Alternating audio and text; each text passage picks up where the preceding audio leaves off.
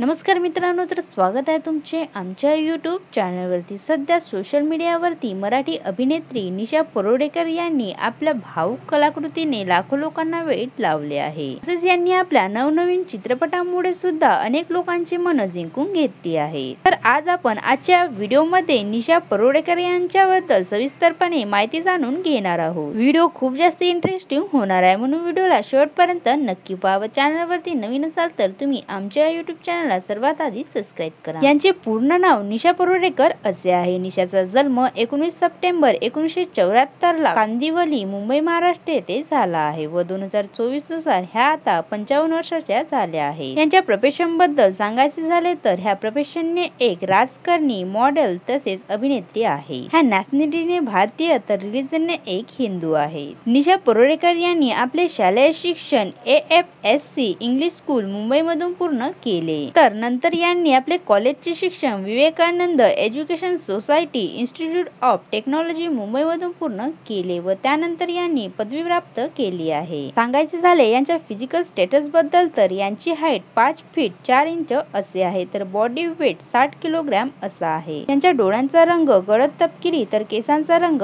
काळा आहे। निशा परुळेकर यांना नृत्य करायला तसेच स्वयंपाक करायला खूप जास्त आवडत। मराठी चित्रपट सृष्टीतील निशा परुळेकर यांची अचूक डायलॉग डिलिव्हरी, मोहक चेहरा आणि भावपूर्ण डोळे यांच्यासाठी ती ओळखली जाते। यांनी आपल्या अभिनयाची सुरुवात 2006 पासून सुरू केली व त्यांनी सर्वप्रथम बहादूर या चित्रपटामध्ये काम केले। गोंद्या मारते तांगडा, हरिओम विठ्ठला, परीस, माहेरची वाट, दंडित, प्राईम टाइम यासारख्या अनेक मराठी चित्रपटांमध्ये यांनी काम केले। तसेच 2012 मध्ये निशा परुळेकर यांनी 3 बायका फजिती ऐका या चित्रपटामध्ये प्राजक्ताची भूमिका बजावली होती। त्यानंतर 2015 मध्ये त्या माजी मुख्यमंत्री वसंतराव नाईक यांच्यावर बनवलेल्या बायोपिक चित्रपटात महानायक वसंत तू या नावाने दिसल्या होत्या। सोबतच यांनी राजेश बाळकृष्ण जाधव दिग्दर्शित चालू द्या तुमचा या शो मध्ये त्यांनी काम केले। त्यानंतर 2017 मध्ये त्या मुंबई महापालिकेच्या निवडणुकीत प्रभाग क्रमांक 1 मधून उभ्या झाल्या होत्या, पण यामध्ये त्यांना 400 मतांनी पराभव झाला। सोबतच निशा परुळेकर ह्या टीव्ही मालिकांमध्ये सुद्धा दिसल्या आहेत। यांनी काडूबाई पावली, नवसाला, दख्खनचा राजा, ज्योतिबा, हिरकणी, पाखर अशा अनेक मालिकांमध्ये यांनी काम केले। तर मित्रांनो, तुम्हाला निशा परुळेकर यांचा कोणता चित्रपट खूप जास्त आवडतो हे मला कमेंट्स करून नक्की सांगा।